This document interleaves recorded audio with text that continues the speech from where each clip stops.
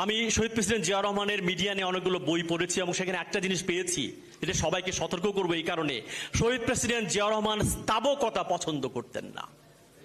বাংলাদেশের সাবেক স্বৈরাচারী শেখ হাসিনার প্রেস কনফারেন্স আমরা দেখেছি যে স্থাবকতা যে একটা শিল্পের পর্যায়ে চলে যেতে পারে সেটা কিন্তু শেখ হাসিনার প্রেস কনফারেন্স প্রমাণ করেছে। কিন্তু মনে রাখতে হবে, স্থাবকতা দিয়ে, সাইকোফ্যান্স দিয়ে ক্ষমতায় থাকা যায় না। শহীদ প্রেসিডেন্ট জিয়া রহমান তিনি সাংবাদিকদের সঙ্গে মিশতেন এবং যে জাতীয় প্রেস ক্লাব দেখেন সেই প্রেস ক্লাবের ভবন কিন্তু তিনি করে দিয়েছেন।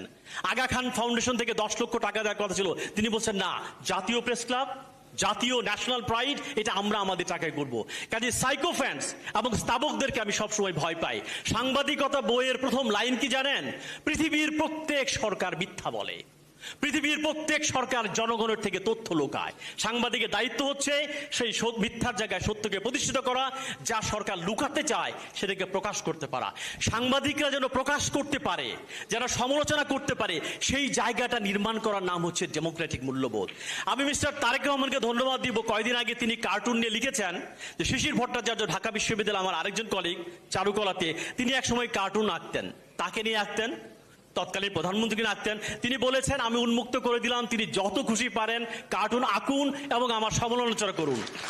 এই যে টলারেন্সের লেভেল, এইটা আমাকে মুগ্ধ করেছে। এবং 5 আগস্টের পরে মিস্টার তারেক রহমান একটি বক্তব্য আমার হৃদয় স্পর্শ করেছে।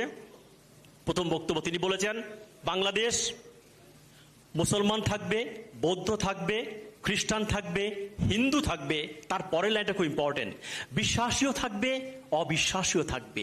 এই যে বহুত্ববাদ, এই যে প্লুরালিজম, এটা হচ্ছে গণতন্ত্রের সৌন্দর্য। এবং সেটা বলা হচ্ছে যে বাংলাদেশ কেবল বাঙালির না, আমি শেষ করছি আপা, বাংলাদেশ কেবল মুসলমানের না, বাংলাদেশ এটা বহু জাতির, বহু ধর্মের, বহু ভাষার, বহু সংস্কৃতির একটা বৈচিত্র্যপূর্ণ রাষ্ট্র।